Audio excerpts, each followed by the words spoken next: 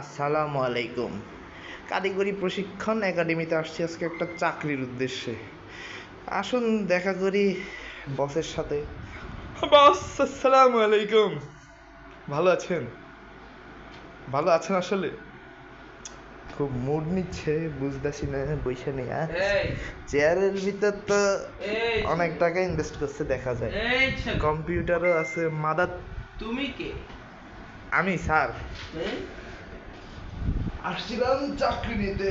তুমি কি চাকরি নিতে এসেছো? জি ভাই, চাকরি দরকার, খুব দরকার। তোমার ইন্টারভিউ হবে। তাই নাকি? জি। তুই কে?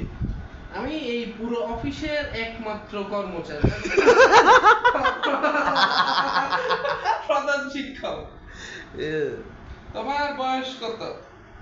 16.5। তুমি আউট। এখানে 15 বছরের উপরে যে আসবে তার চাকরি আউট।